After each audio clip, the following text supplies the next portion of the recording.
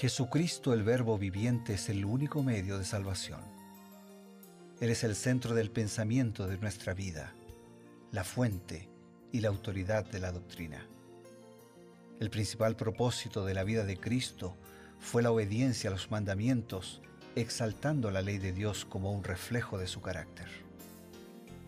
El principal mensaje a ser predicado en el mundo, basado en Apocalipsis 14, está representado por 3 ángeles llevando el Evangelio eterno al mundo entero.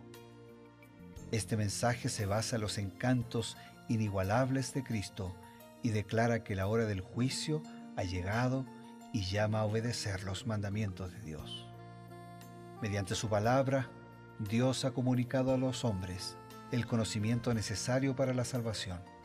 Las Santas Escrituras deben ser aceptadas como dotadas de autoridad absoluta y como revelación infalible de su voluntad. Y aunque el canon de las Escrituras inspiradas está cerrado, el Espíritu Santo continúa iluminando, amonestando y confortando al pueblo de Dios a través del testimonio de Jesús, el Espíritu de profecía.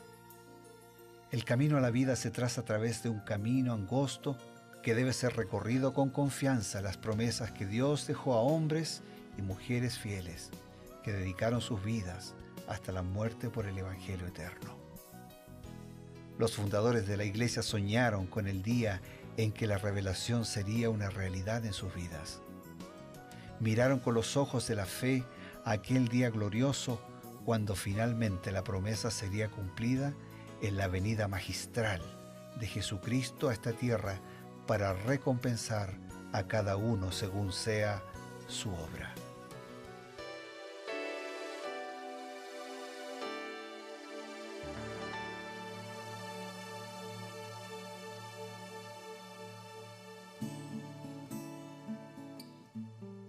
Qué grata ocasión para encontrarnos nuevamente, para estudiar la Biblia, para encontrar el consejo inspirado que Dios nos ha presentado a través de sus profetas. Esto es Reavivados por su palabra y el segmento Creed en sus profetas. Para este estudio nos acompaña el pastor Bruno Razo. Gracias, pastor Eber, y estamos juntos ahora para ampliar en este espacio Creed en sus profetas, continuando con el capítulo 13 del libro de Deuteronomio y tomando algunas lecciones especiales, generales de este capítulo. Justamente, en realidad el capítulo 13 tiene una dedicación general de una advertencia contra la idolatría. El Señor fue muy contundente al decir, si alguien viene, sea tu pariente, tu familia, un amigo, y te incita a adorar a otros dioses, decía algo terrible, tú tienes que levantarte contra esa persona. Y la congregación pues lo apedreaba. ¿Por qué es tan terrible? O sea, ¿por qué Dios vuelve a reiterar estas advertencias contra la idolatría? ¿Será que delante de Dios es tan terrible este pecado? Alguno puede decir, pero ¿será que Dios se enoja tanto que en lugar de adorar a Él, adoramos a otros? El tema es que idolatría es la adoración de ídolos. Claro. Y Dios nos ha pedido que lo adoremos a Él. Nos ha explicado que no hay otro Dios. O sea, que todo lo otro que el ser humano puede adorar es un falso Dios. Claro. No es Dios, porque Dios es uno y es único. Y en aquel tiempo se adoraba, con todo respeto, ¿no? Pero digamos, adoraban cualquier cosa se transformaba en un ídolo. Claro. No, podía ser un animal, podía ser el viento, podía ser una piedra, algo que ellos mismos habían construido con sus manos. Entonces, el Señor es severo. ¿Por qué es severo? Porque cuando adoramos a Él, estamos unidos a Él y tenemos vida. Cuando nos separamos de Él, no hay vida. O sea, nosotros mismos elegimos destruirnos cuando nos separamos de Él. Y ahora entonces quiero leer esta declaración que está en el libro Patriarcas y Profetas, página 527 y 528. Y dice así: desde la primera comunicación que Dios le diera en el Sinaí, habían recibido advertencias contra la idolatría. Inmediatamente después de la proclamación de la ley, se les mandó por medio de Moisés el siguiente mensaje con respecto a las naciones de Canaán. Y antes de leer el mensaje yo quiero enfatizar un hecho. Desde la primera comunicación habían recibido advertencias contra la idolatría. O sea que Dios de entrada siempre advirtió sobre el tema y reiteró las advertencias. Un Dios que se enojó, ay, yo no sabía nada, y se enojó, y la ira de Dios, tenemos que calmar la ira de Dios. No. Dios desde su primera comunicación ya había advertido, así que se trataba de un tema que ellos ya conocían. Sigue la declaración. La declaración está basada en el mandamiento que aparece en Éxodo, que aparece en Deuteronomio. No te inclinarás a sus dioses, ni los servirás, ni harás como ellos hacen. Antes los destruirás del todo y quebrantarás enteramente sus estatuas. Dios había puesto a su pueblo en Canaán como un poderoso valladar para contener la ola de la inmoralidad a fin de que no inundara al mundo. O sea que esa adoración de esos falsos dioses era también una oleada de inmoralidad, de corrupción. O sea, era echar a perder el mundo que rodeaba a ese pueblo. Y Dios había elegido a ese pueblo para que estuviera en medio de ese mundo, pero para que fuese diferente, para que influenciara al mundo, para que ayudara al mundo, para que bendijera al mundo, y no para que terminara siendo influenciado y haciendo lo que había que advertirle al mundo que el mundo no hiciera. Entonces continúa la declaración y concluye. Si Israel le era fiel, Dios quería que fuera de conquista en conquista, entregaría en sus manos naciones aún más grandes y más poderosas que la de los cananeos. Entonces, Dios tenía que mandar un mensaje fuerte. Claro. La forma en que Dios va hablando en la Biblia es progresiva.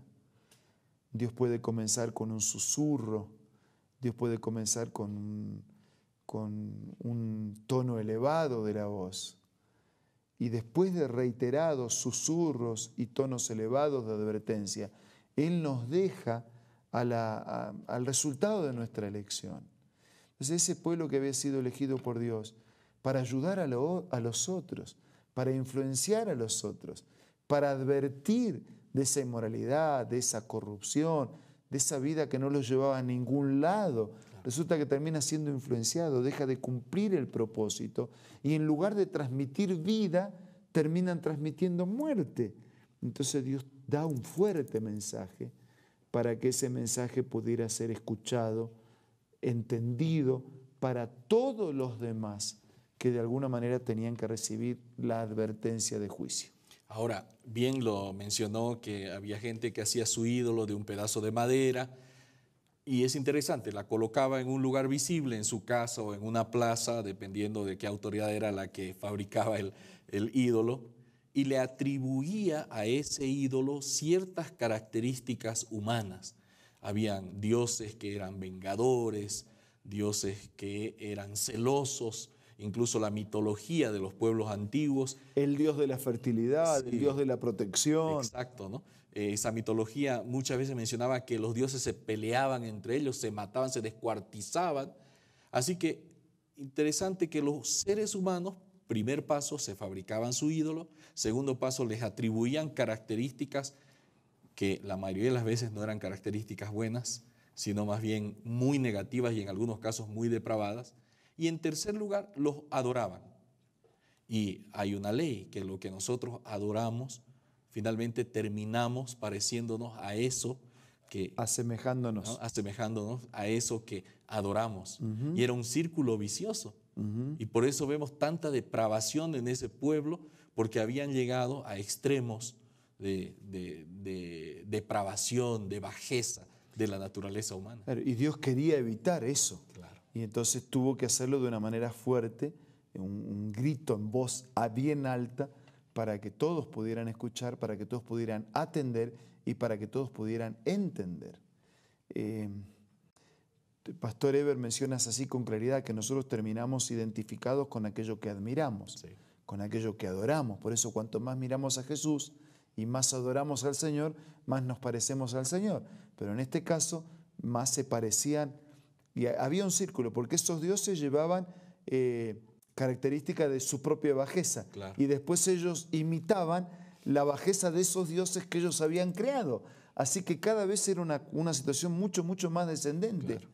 Y entonces Dios quiso evitar, ¿no?, que la humanidad de esos días se encaminara hacia un seguro camino de destrucción y colocarnos un ideal más elevado y colocar un esquema de adoración, de reconocimiento del único Dios, del verdadero Dios, del auténtico Dios, del que crea la vida, del que la mantiene, del que la sostiene, del que nos salva, del que nos perdona, del que nos redime, del que nos da una segunda oportunidad.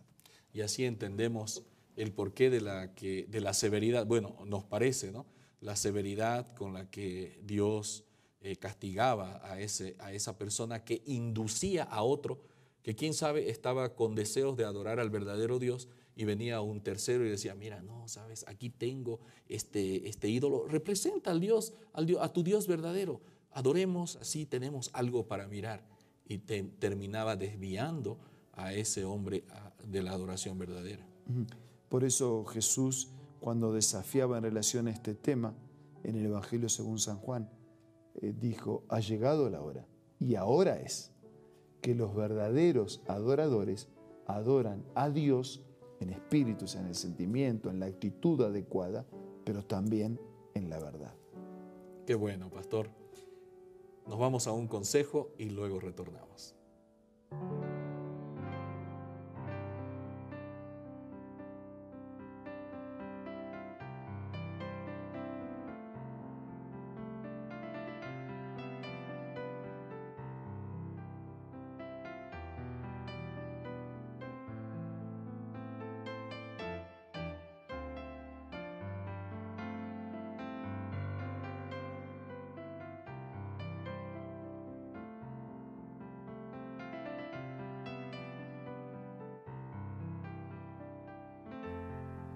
Hola, ¿qué tal? ¿Me acompañas a leer otra cita de los escritos de Elena White? Esta se encuentra en el libro Consejos para los Maestros y dice así: nunca ha sido mayor que hoy la necesidad que tiene el mundo de enseñanza y curación. Está lleno de necesitados que requieren nuestra atención: los débiles, los impotentes, los ignorantes, los degradados. La continua transgresión del hombre durante casi 6.000 años ha producido enfermedad, dolor y muerte. Multitudes están pereciendo por falta de conocimiento. Mira, estos libros y otros pueden ser parte de tu biblioteca personal y te invito a que los puedas adquirir buscando en la página www.aces.com.ar o visitando una iglesia adventista del séptimo día cerca del lugar donde tú te encuentres. También puedes descargar la aplicación Elena G. de White del App Store o del Play Store.